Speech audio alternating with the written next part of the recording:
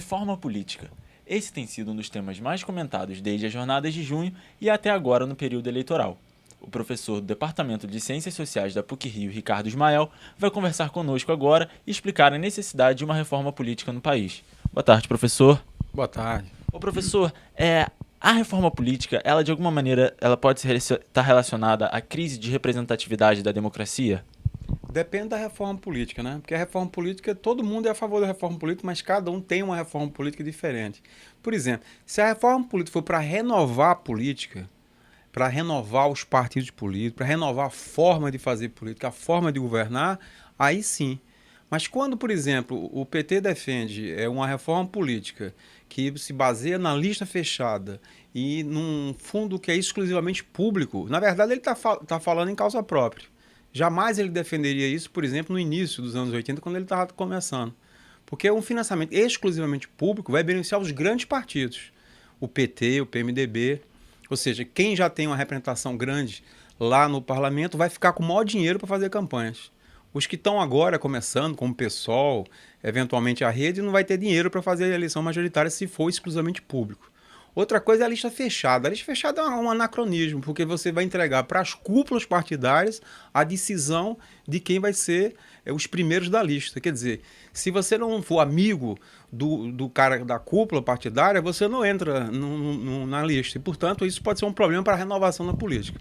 Então, é muito importante que a gente faça a seguinte pergunta.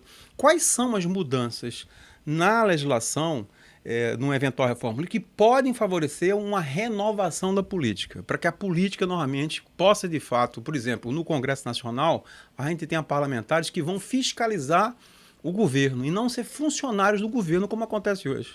Que a gente tenha, normalmente, parlamentares que estejam mais abertos a prestar contas à sociedade, a ouvir a sociedade, que possa, normalmente, ter um perfil muito mais ligado à sociedade do que está interessado em emendas, em cargos no governo.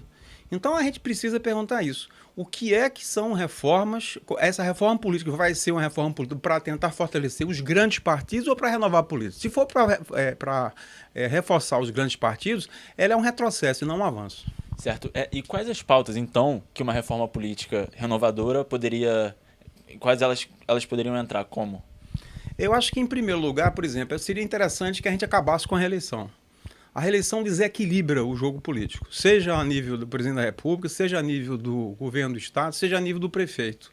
Quer dizer, você tem um governante disputando o cargo, a reeleição, ele tem cargos para distribuir com partidos, e assim ele vai ter o maior tempo na televisão, seja quando ele tenta a reeleição para prefeito ou a reeleição para presidente da República. Então, acho que essa é uma questão que tem que ser repensada. Do jeito que está hoje, é muito difícil para um candidato da oposição vencer quem está tentando a reeleição, porque ele tem ali muitos cargos, atrai muitos partidos, com isso ele fica com um tempo enorme na televisão, na propaganda eleitoral.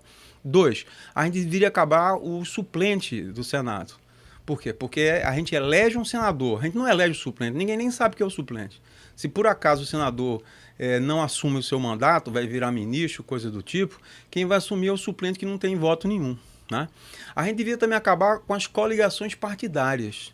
Por quê? Porque, na verdade, o sistema proporcional deveria ser mantido, porque o sistema proporcional tem uma coisa boa, que é dar uma representação às minorias.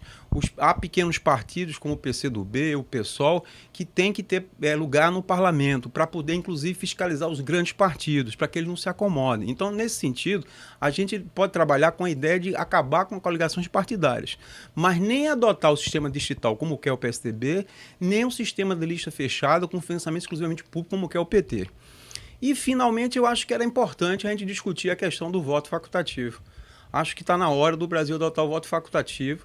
É certamente uma reivindicação já majoritária no país. Acho que chegou a hora para a gente discutir e implementar ela nas próximas eleições. Certo. E qual seria a maneira mais viável da gente realizar uma reforma política no país? Uma assembleia, um plebiscito? A reforma política tem que ser feita pelo Congresso Nacional. É assim que todas as democracias. Não faz o menor sentido você convocar uma constituinte e proibir, como querem alguns, que os deputados que forem eleitos agora e os senadores participem dessa constituinte. Não faz sentido constituinte exclusivo, porque não há constituinte exclusivo. Os juristas mais sérios desse país dizem, ou você faz um constituinte para reformar tudo, ou não faz sentido uma constituinte. Para fazer reforma política, você não sabe que reforma política é essa? Como é que você vai dar um cheque em branco, fazer uma constituinte para um assunto que você não sabe onde começa nem onde termina? Mas pior ainda, quem defende a Constituição Exclusiva quer tirar o direito dos deputados atuais eleitos, que vão ser eleitos agora, e dos senadores de participar dessa Constituinte. Ora, isso é um absurdo. Nós temos que valorizar o Congresso. Eu não quero enfraquecer mais o Congresso. Eu não quero enfraquecer as questões políticas. Quem faz reforma política é o Congresso.